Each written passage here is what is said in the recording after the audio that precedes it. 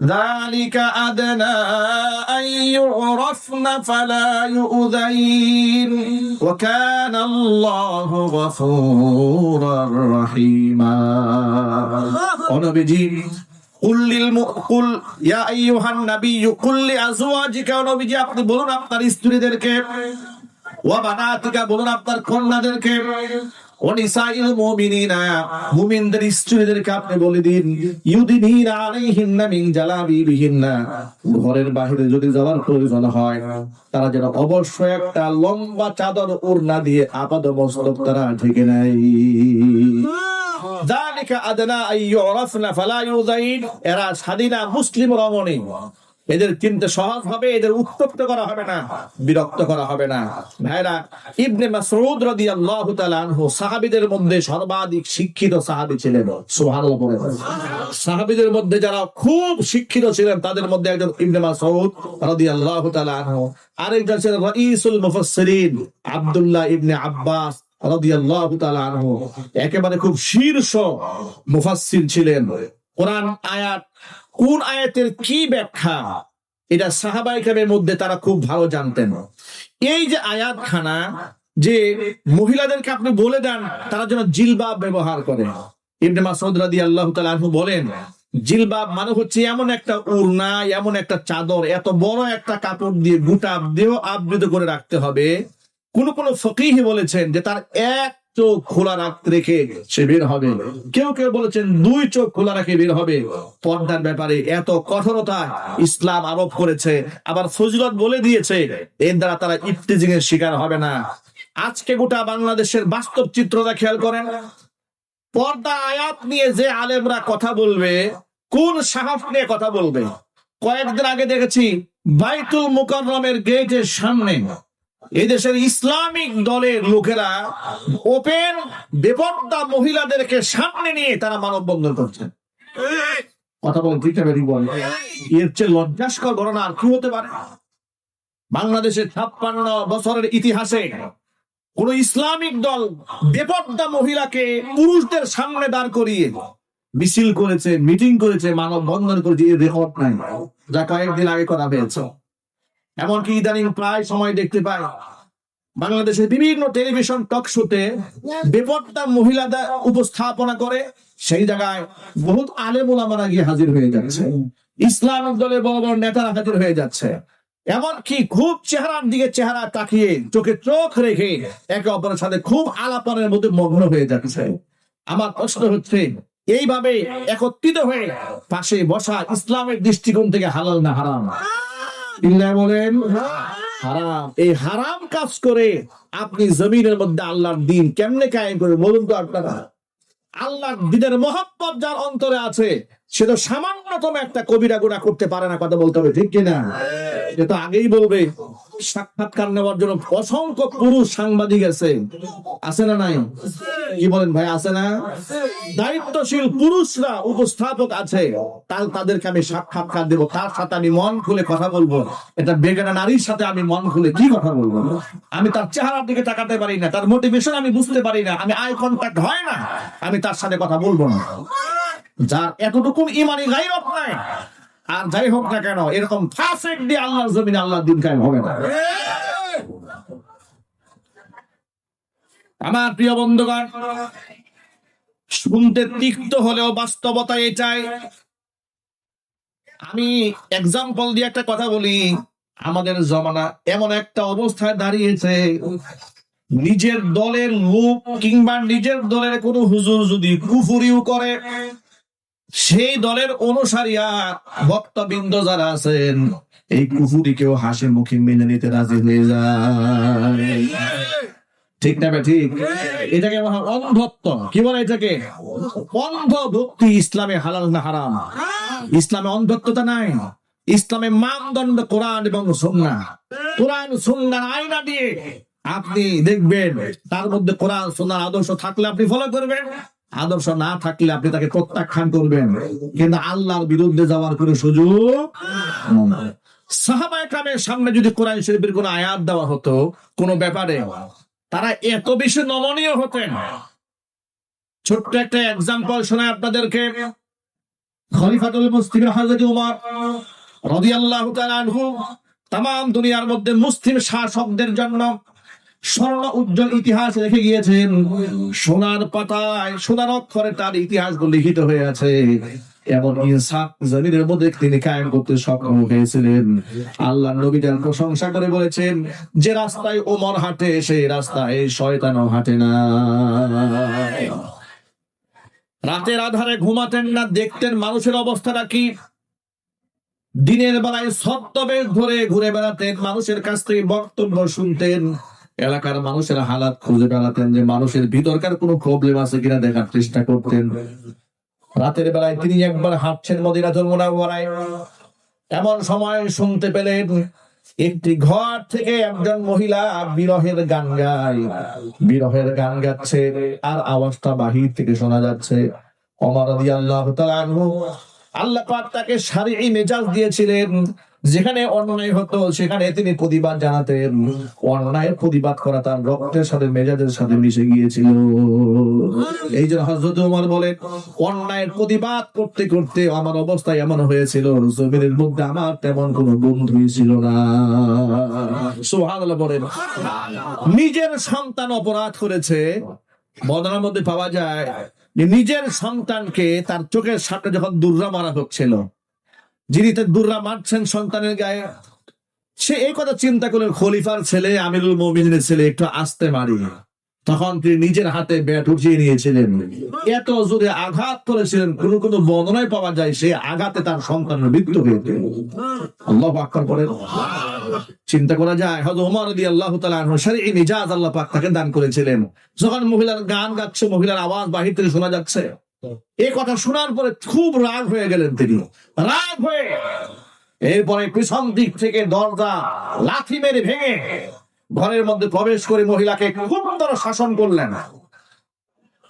যখন মহিলার সামনে গিয়ে ওমর রাদিয়াল্লাহু তাআলা আনহু কঠোর ভাষায় তার এই গানের প্রতিবাদ জানালেন, মহিলা তখন হযরত ওমরের সামনে বললেন, আমিরুল মুমিনিন, আমি না হয় গান গেয়ে একটা অন্যায় করে চুইস করে ফেলেছি, এই জন্য আমি লজ্জিত অনুতপ্ত, কিন্তু আপনিও কিন্তু আমার ঘরে এইভাবে প্রবেশ করে শরীয়তের হুকুমকে আপনি লঙ্ঘন করেছেন।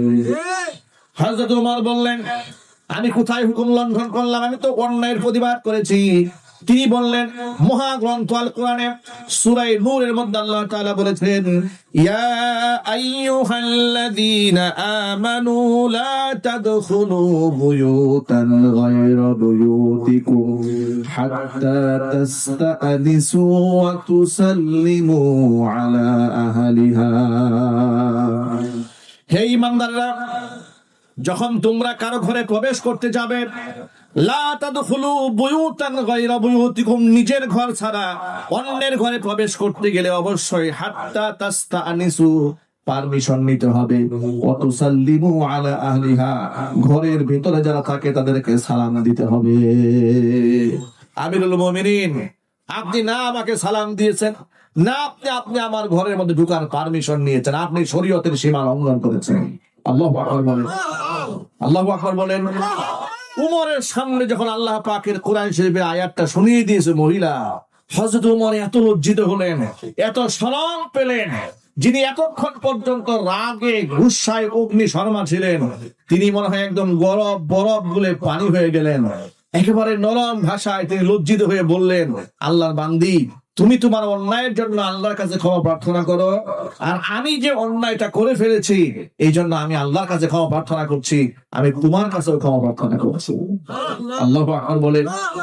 সাথে সাথে নিজের ভুলটাকে শুধরায় নিয়ে সাথে সাথে তিনি তওবা করে ফেললেন। আল্লাহর আয়াত শোনা মাত্র তিনি ইউটার্ন করলেন যে না, আমার তো আসলেই আমার শরীয়তের লঙ্ঘন হয়ে গেছে।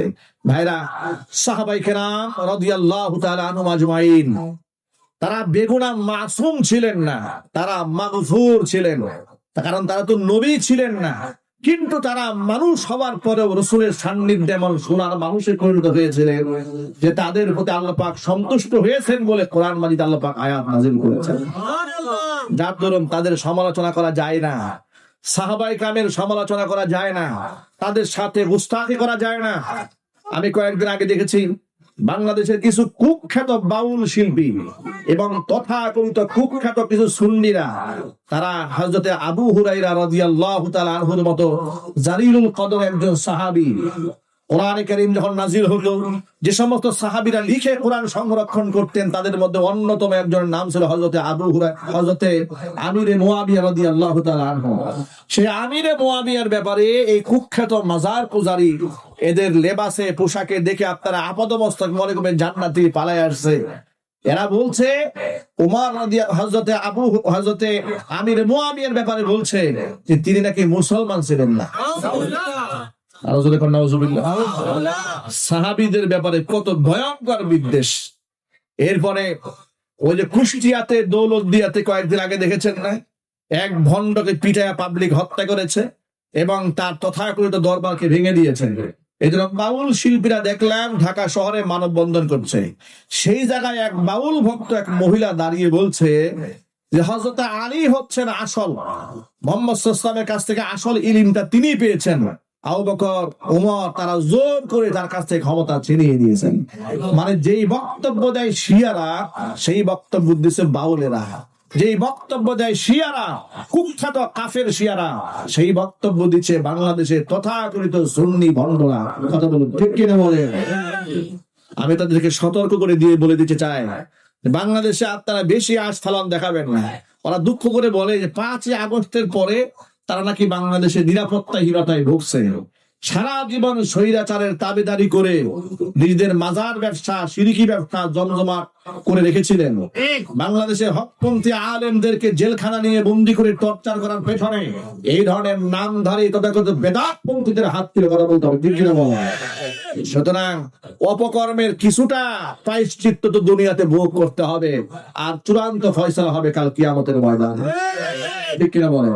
এই কথাটা কেন বললাম, প্রসঙ্গক্রমে বললাম যে সাহাবায়ে কেরাম রাদিয়াল্লাহু তাআলা আজমাইন বেগুনাহ মাসুম ছিলেন না, কিন্তু তারা যে তাদের সামনে কোরআন মাজিদের একটা আয়াত পাঠ করা হলে তারা কত নমনীয় হয়ে যেতেন। আর আমরা বর্তমান সমাজে এতটা একঘেয়েমি করি নিজেদের দল নিয়ে, রাজনীতির একটা দল, কোন এক নেতা ধরেন কোরআনের আয়াতের বিরুদ্ধাচরণ করেছে, হাদিসের বিরুদ্ধাচরণ করেছে, এখন এটাকে নিজের দলের নেতা যেহেতু করে ফেলেছে, নিজের দলের কর্মী যেহেতু করে ফেলেছে, সুতরাং আমি যেহেতু ওই দলের নেতা কিংবা কর্মী, অতএব আমাকে চুপচাপ মেনে নিতে হবে, না হয় এর পেছনে ঘোরা যুক্তি দাঁড় করাতে হবে। এই ভণ্ডামি এই দেশে আছে না নাই? একটু চিৎকার দিয়ে বলতে আছে না নাই? বাংলাদেশে এই ধরনের বাস্তব চিত্র আমরা বহুবার হাতে আঙ্গুল দিয়ে দেখিয়েছি। রাজনৈতিক ব্যানারে এদেশে কিছু বক্তা ওয়াজের মঞ্চে বসে ভণ্ডামি করে। কেমন ভণ্ডামি? আয়াতের মন গড়া ব্যাখ্যা উপস্থাপন করে। ঠিক না ঠিক? আয়াতের মন গড়া কথা বলতে বলে, হাদিসের মন গড়া কথাবার্তা বলে। এদের বিরুদ্ধে দলীয় বক্তারা যারা আছে সব চুপচাপ থাকে। যদি ভিন্ন ঘটনা কেউ সতর্ক করে কিছু বলে, তার 14 গোষ্ঠী উদ্ধার করা যায়, সব ক্ষিপ্ত হয়ে যায়। তাদের কাছে নিজেদের দলের সম্মান মর্যাদা আল্লাহর আইনের চাইতেও বড়। সুতরাং এই ধরনের ভণ্ডদেরকে দিয়ে বাংলার জন্য ইসলাম চালানোর ফায়দা হবে না। কথা ঠিক না ঠিক? আমি জিজ্ঞেস করতে চাই, আজকের পর থেকে আল্লাহ রাব্বুল আলামিনের আয়াত আল্লাহ পাক যেভাবে আমাদেরকে উপহার দিয়েছেন ঠিক সেভাবে শ্রদ্ধার সাথে মানতে কি আমরা রাজি আছি? বলেন ইনশাআল্লাহ। আজকের পর থেকে আমরা চোখের হেফাজত করবো, বলেন ইনশাআল্লাহ। প্রসঙ্গক্রমে ছোট্ট একটা কথা বলে আমি আমার সংক্ষিপ্ত বক্তব্য শেষ করবো, বলেন ইনশাআল্লাহ। এই যে গোটা বাংলাদেশে বর্তমানে বাউল শিল্পী এবং তথাগত মাজারপন্থীরা যে মিছিল করছে, ঢাকা শহরে মানববন্ধন করছে কুষ্টিয়ার দৌলতদিয়ার ঘটনাতে, সেই জায়গায় তারা বলছে আমরা আর যাব না, মোল্লার কাছে তওবা করেছি। আরেকজন দেখলাম বলছে আমরা ওই মোল্লার কাছে যাব না যে মোল্লা গান বাজনা হারাম বলে। নাউজুবিল্লাহ পড়ে। সে বলে এখন তো আমরা বাংলা তরজমা পড়ে ইলম শিখতে পারি, মোল্লার কাছে যাওয়ার কোনো দরকার নাই। আমার প্রশ্ন হচ্ছে, তুমি যে বাংলা তরজমাটা পড়বা এটা লিখেছে তোমার কোন বাবা? তুমি যে বাংলা তরজমা পড়ে ইলম হাসিল করবা সেটা কোনো মোল্লা লিখেছে? তুমি বুখারী শরীফ বাংলা তরজমা পড়বে, বুখারী শরীফ কে বাংলা তরজমা করেছে? শেখুল হাদিস আল্লামা আজিজুল হক রাহমাতুল্লাহি আলাইহি। মোল্লার কাছে যাওয়া ছাড়া তোমাকে তো নিজের অস্তিত্ব ঠিক থাকবে না। কথা বলতে হবে ঠিক না ঠিক? এই যে বাংলাদেশে হিজবুত তাওহীদের একটা ফিতনা চলছে বাংলাদেশে, এদের যত অভিযোগ সব আলেমদের ব্যাপারে। ঠিক না ঠিক? কয়েকদিন আগে এক বক্তব্য দিয়ে বলছে যে আলেমদের মধ্যে এবং মুসলমানদের মধ্যে এত গ্রুপ হয়েছে, শিয়া হয়েছে, সুন্নি হয়েছে, ওয়াহাবি হয়েছে, মাযহাবি হয়েছে, লা মাযহাবি হয়েছে। সুতরাং ইমাম মাহদী যখন কিয়ামতের আগে আসবে তখন এই হুজুররা দ্বিধা বিভক্ত হয়ে যাবে ইমাম মাহদীকে কিভাবে চিনবে।